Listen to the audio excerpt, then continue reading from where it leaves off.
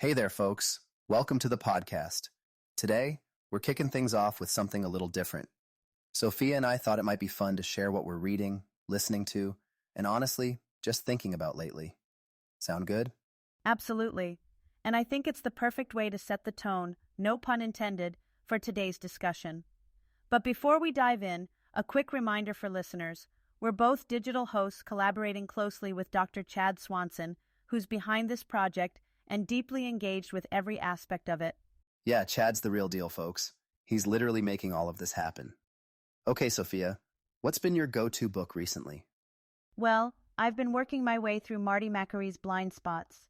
It's thought-provoking, particularly this story about William Harvey. You know, he was the first to describe the blood circulation process in the 17th century, but his medical practice took a massive hit because of it. Wait, people turned on him? For figuring out how blood moves through the body? I mean, what?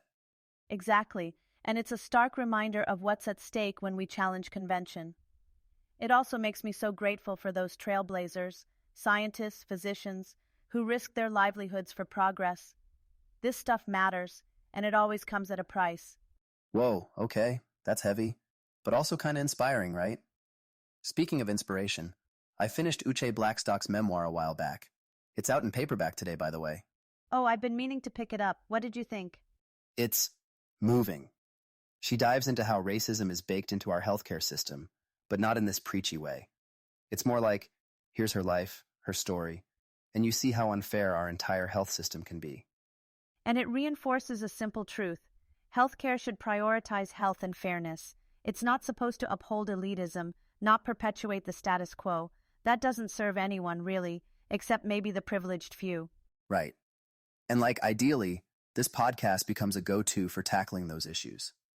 I know Chad's vision is to make us that one-stop shop for daily discussions on current events and healthcare transformation. Exactly. Contextualizing everything we talk about, integrating historical and systemic perspectives with a willingness to address listener questions and comments. It's all about moving forward together, creating that resource people can rely on, whether they're concerned citizens, pre-med students, hospital administrators, or community activists. Yeah, pretty much anyone who wants the health system to not suck, basically. Well put, David. Speaking of making the health system better for everyone, there's this wild story about Ochsner Health. They managed to save $56 million in healthcare costs across 500,000 patients. Am I getting that right, Sophia? That's right, David. We learned about this story on Dr. Eric Bricker's A Health Carez video, published a couple of weeks ago. Ochsner managed to lower costs while actually improving patient outcomes, which is almost unheard of in the healthcare system. And it gets even better. They took $45 million of those savings and reinvested it directly back into their doctors and other healthcare providers. It's the sort of win-win approach we don't see enough of in medicine. Okay, wait. Back up for a second. How did they pull this off? I mean, isn't the system usually geared toward doing the opposite? Exactly. Most healthcare systems are still stuck in a fee-for-service model, where the focus is on treating illness reactively instead of preventing it. But Ochsner flipped this script. They focused on improving outpatient primary care, keeping people out of the ER and hospitals, and took on financial risk for the total cost of care for their patient population. Oh, and they attacked chronic disease management head-on. All right, but what does taking on financial risk for the total cost of care even mean? I mean, I think I get it, but spell it out for me here. Good question. So, in traditional models, hospitals get paid more when people are sicker, right? Billing for every test, procedure, or hospital stay. But Ochsner switched to a value-based care model.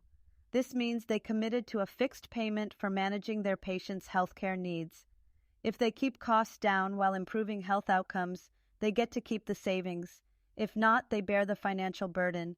It's a huge shift in accountability. Oh, so it's like they've got actual skin in the game. No more the sicker the better, huh? Exactly. And here's where their chronic disease prevention efforts paid off big time. For instance, Ochsner reported that 88% of their diabetes patients had their condition well controlled. Compare that to the national average of 50 to 60%? And with hypertension, 85% of their patients had blood pressure under control versus a shockingly low 20% nationally. Those numbers are staggering. Seriously, How is everyone else just okay with those national averages? Like 20%? That's not just bad, it's scary.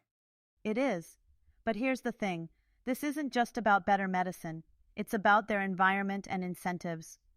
Ochsner is based in a region with fewer high-paying commercial insurance plans through employers. Most of their patients are on Medicare or Medicaid, which reimburses at much lower rates. Unlike many systems propped up by lucrative employer-sponsored plans, Ochsner had to innovate just to survive. So let me get this straight. Other hospitals don't follow Ochsner's lead because they don't need to? They're swimming in insurance cash? Precisely. In most systems, high employer reimbursements mask inefficiencies and discourage change. But when those high reimbursements aren't there, like in the Gulf South, hospitals are forced to rethink their strategies. That's why Ochsner's story is so compelling. They've shown what's possible when financial incentives align with better health outcomes. It's like necessity really is the mother of invention here. I mean, this is fascinating, but also kind of frustrating. Frustrating but eye-opening. It shows us what's possible, David. The change is there. We just need the vision and the right incentives to make it happen. Sophia, after hearing about Ochsner's impressive strategies, it's disheartening to pivot to a very different challenge in public health. Dr. Jeremy Faust wrote about something that's pretty concerning, a federal gag order on public health agencies, just 2 days ago, January 21st. Can you, walk me through what this actually means? Of course. So, in the new Trump administration, there was a directive just issued that limited how public health agencies could communicate externally. It wasn't just about regulating press releases or public statements. It restricts data sharing, scientific reports, real-time updates. Wait, like actual health advisories? The kind of stuff people need to stay safe? Exactly, David. Now, agencies like the CDC aren't able to publish things like the Morbidity and Mortality Weekly Report without scrutiny. And that report is foundational. It's where public health officials, researchers, and even doctors get real-time updates about disease outbreaks and health trends. Okay, that's terrifying. Why would why even do this? Well, it comes down to political interference. The reasoning given was often framed around protecting public confidence, but in reality, it silences experts during critical moments. And we will likely feel the impact especially hard during respiratory virus peaks. Vaccine updates? Delayed. Data about hospitalizations? Limited or even missing altogether. Wait, what about flu season? Or even COVID? Will policymakers be just blind? No real data? Unfortunately, yes. And without that data, decisions around resource allocation, public advisories, and even individual behaviors could become guesswork. It undermines trust, too. If people can't access reliable info, it feeds misinformation and conspiracy theories. Right? It's like creating a perfect storm for, I don't know, chaos? This impacts everyone, not just the government. It does. Public health is all about transparency. If we can't trust agencies to deliver timely, accurate information, it cripples the entire system. And it leaves vulnerable populations, those who need real-time guidance the most, completely unprotected. So, not to overreact here, but this feels like a foundational betrayal. Like healthcare depends on trust, doesn't it? It does, David. And without restoring that trust, we're setting ourselves up for even deeper public health crises down the line. Things are changing very quickly, however, so we'll keep you updated on this podcast.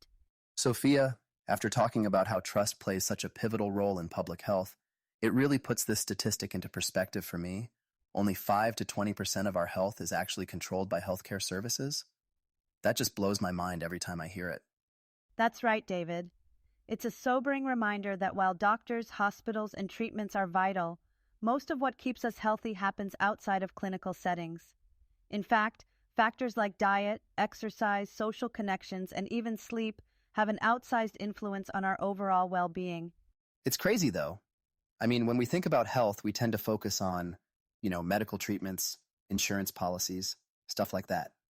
So, you're saying that's not where most of the action is happening? Exactly. Those things matter, don't get me wrong, but they're only part of the picture. Let's take diet, for example. What you eat has a long-term impact on health conditions like diabetes or heart disease. And it's not just about avoiding the bad stuff. It's about consistently getting the nutrients your body needs. Okay, so Give us the cheat sheet here. Like, if someone's listening and wants to improve their diet, where should they even start? I'd say focus on whole foods as much as possible. Incorporate lots of fruits, vegetables, lean proteins, and whole grains. Minimize processed foods and sugary drinks as much as you can. It doesn't have to be perfect. Small, sustainable changes are more important than a specific diet that you don't keep. All right, so diet's a big piece of the puzzle. What about exercise? How much are we actually supposed to be moving? Because, I could probably use a reality check here. Well, for adults, the general recommendation is at least 150 minutes of moderate aerobic activity per week, like brisk walking or cycling. That boils down to about 30 minutes, 5 days a week. But even small bursts of physical activity add up. They're better than nothing. And strength training twice a week is a great bonus. So basically, the key is just getting up and moving, right? You don't have to start training for a marathon or anything? Exactly. It's all about integrating movement into your day in a way that's sustainable and enjoyable. Consistency beats intensity for most people. Got it. Let's talk about social connections then, because that one kind of stands out to me. Like, how do relationships actually affect our health? Oh, in so many ways. Strong social connections reduce stress and even lower the risk of chronic diseases like heart disease. People who feel supported by their community are more likely to engage in healthy behaviors and less likely to report feelings of loneliness, which is a huge predictor of poor health outcomes. It's really powerful. So it's not just touchy-feely stuff. It has real, measurable impacts on physical health too. That's kind of wild. It absolutely does. And lastly, there's sleep. Sleep affects nearly every aspect of our health, from our immune system to our mental health to how well we can think and focus during the day. The sweet spot for most adults is 7 to 9 hours per night. Okay, confession time. I'm pretty sure I've been consistently missing that sweet spot for years. What about you? I probably could do better, I won't lie, but prioritizing sleep is critical. Things like keeping a regular sleep schedule, reducing screen time before bed, and creating a calming environment can really help. So, to sum it all up, focusing on what we eat, staying active, building strong relationships, and getting enough sleep could make a bigger difference than anything a doctor can do. Pretty much, David. And that's not to say healthcare isn't important. It is. We should and will continue considering policies and insurance coverage. But we need to realize that so much of our health system is shaped by the choices we make every day and the environments we live in. That's a lot to think about, but also kind of empowering in a way. We have more control than we, I guess, realize. Exactly. These are things we can all work on incrementally. And honestly, we'll keep coming back to this idea throughout the podcast because it's just that crucial to understanding how to improve public health as a whole. So, David, as we've explored, our personal choices, like what we eat or how much we exercise, play a critical role in our health. But here's the thing. These choices don't happen in a vacuum. All of us are tied into a larger system of health, politics, policies, hospitals, public health. And whether we realize it or not, we're all invested in it. Right? And by invested, you don't mean like financially, right? You're talking more structurally, I guess?